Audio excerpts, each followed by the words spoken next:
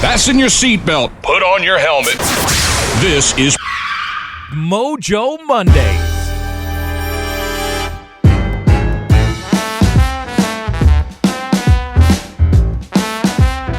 Hello. It is Monday again, my Mojo humans. And I hope you had a good week. Did everybody have a good week?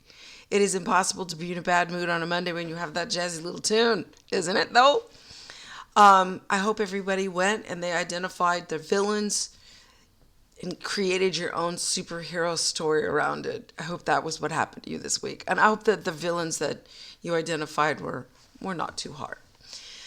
So today's topic is about the concept of tough love. And very often we hear about the concept of tough love in relationship to holding a boundary or saying the difficult thing to other people.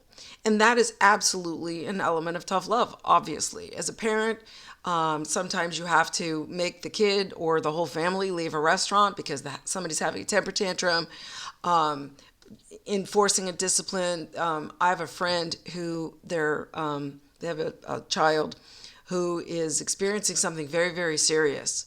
And in order to prevent the situation from getting a whole lot worse, they're having to enforce tough love on their child.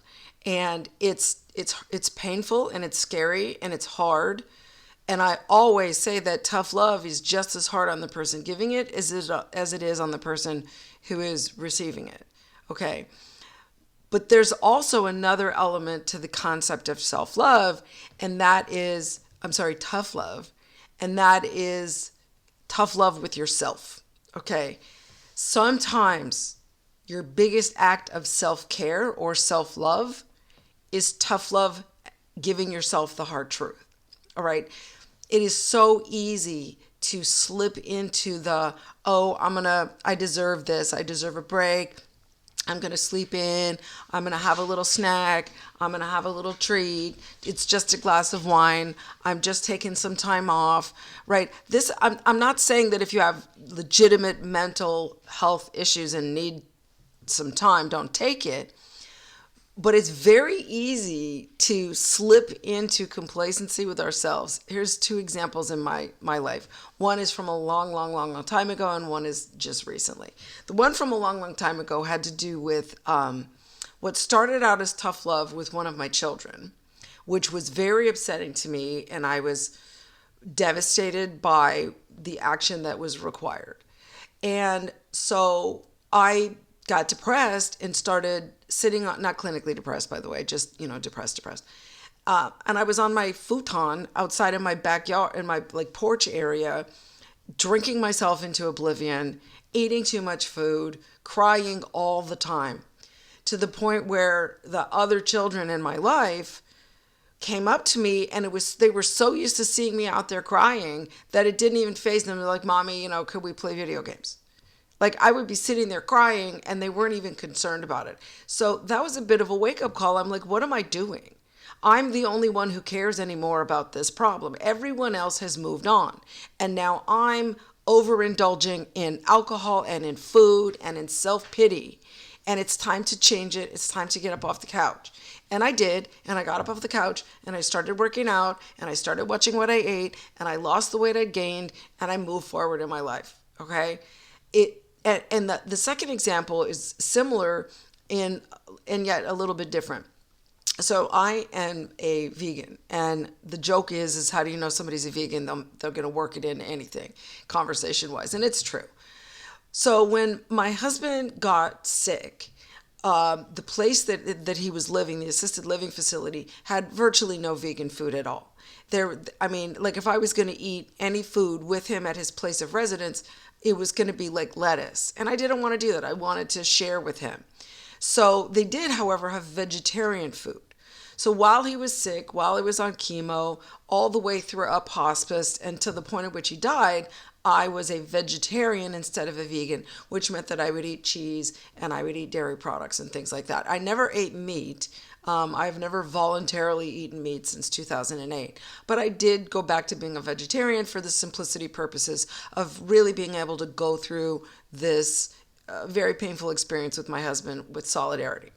However, last 2 weeks ago, whatever, 3 weeks, no, about a month ago, I was getting ready to talk to all of my students about ethics, business ethics, personal ethics. I go through this whole thing about Kant versus John Stuart Mills and stuff like that. And the takeaway from the lecture is that you have to live your life according to your values, okay? So I was about ready to stand up in front of like 100 students and say that they need to live their life according to their values while I was still eating cheese. This summer I went to Europe, I stuffed my face full of brie cheese like a Pac-Man going through the little puzzle. It was ridiculous, okay? And I can't justify that. So I had to have some tough love with myself and say, Traci, if you're going to stand up in front of a group of people and tell them about ethics and behaving in alignment with their values and you're not doing it, you're being a hypocrite. So I became vegan again because it's been a year since the man has been dead. There's no reason for me to be eating food that I have a moral opposition to, other than it's easy and it's delicious and I like it, okay? So the thing is that self-love is not always bubble baths and Netflix, okay? Self-love is sometimes telling yourself the hard thing and the truth, the cold hard truth. Now here's a concept that I have had for as long as I've been a coach. A fellow coach of mine, Tom Shields, developed this idea and I loved it and he gave me permission to use it, so I have. And that is the concept of having an inner team. We all have a bunch of different people in our heads, not in a, I guess they don't call it multiple personality disorder anymore, but whatever they call that, whatever the proper terminology for that is these days. I almost had it, but either way, it's not relevant. We each have different parts of ourselves. And in healthy child development, where you're not abused, those parts integrate into a whole personality, but they're still distinct parts, okay? So we all have an inner child. We all have an inner athlete. That athlete may not get a lot of exercise, but we do. We have an inner creative artist. We have an inner lover. We have an inner parent. We have all of these roles inside of ourselves, different aspects of our personality, okay? And we have an inner critic and we have an inner drill sergeant, if you will, an inner personal trainer.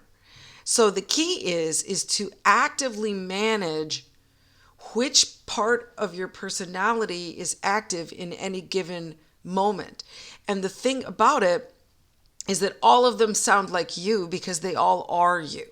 So when you're driving down the street and you see fast food or you see Krispy Kreme or Starbucks or something, and you hear in your head, or if you're trying to not drink and you see your favorite, pub, and you're trying to not drink or you're trying to not eat or you're trying to not shop, and you hear, you know what, maybe we should go there. Maybe we should do this thing. Maybe we deserve a little treat, okay?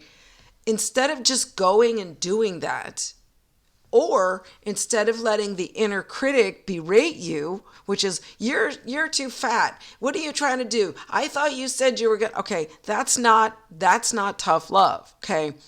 Tough love is the part of you that says to yourself, no, we're not doing that right now because we want something bigger. We want something better for ourselves, okay? Self-compassion does not mean letting yourself off the hook for the things that you want, the goals that you want to achieve, okay? So you have to hold yourself to a higher standard than whatever you were doing that got you into the position that you're in right now, okay? If there's an area in your life that you don't like, okay, that's a reflection of a standard that you were holding yourself to that needs to be raised, all right?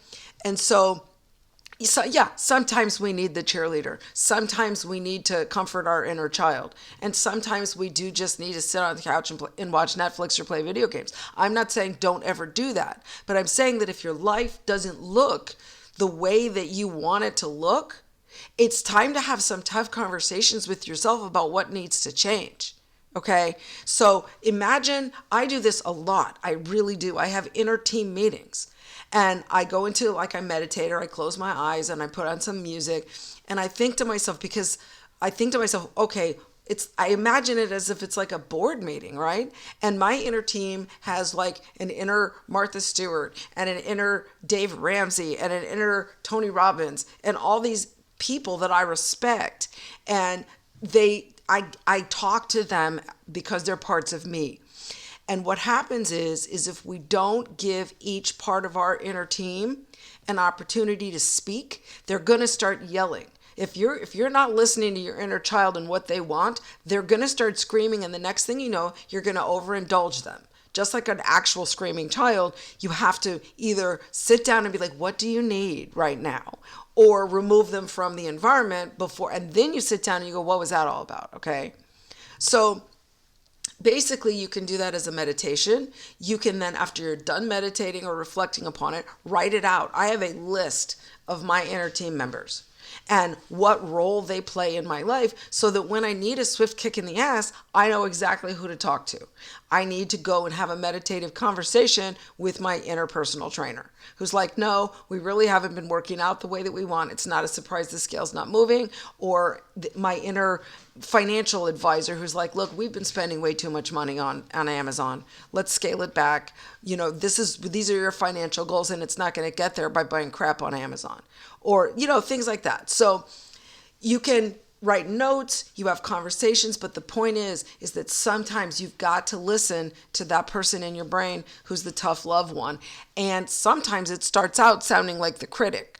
Okay, so if the critic is yelling at you, oh my God, you're so lazy, you're so financially irresponsible, you're screwing your life up, okay?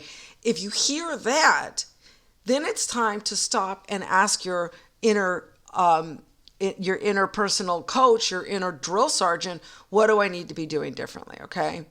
The truth is that honesty with yourself is a tool for growth.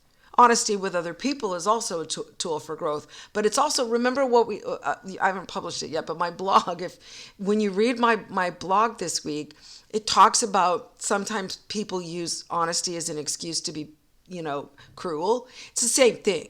This is not about you being punitive to yourself and calling yourself names, okay? It is about you having a good, honest conversation with yourself about what you need to be doing differently in order to get the goals that you want. So, all right, so this week, this is what you're going to do. You're going to identify one area, right? One area that you need a little tough self-love today. And then you could tell me in the comments, you could DM me your personal mantra for getting through the hard things, right? Having those tough conversations with yourself, thinking about what it is that you need to stop doing or start doing so that you can live the life that you are really deserving and you really want. And you can raise those standards for every area of your life, because that's really what Mojo Mondays is all about. It's about how can you bring more mojo into your life? How do you raise your mojo? All right, everybody.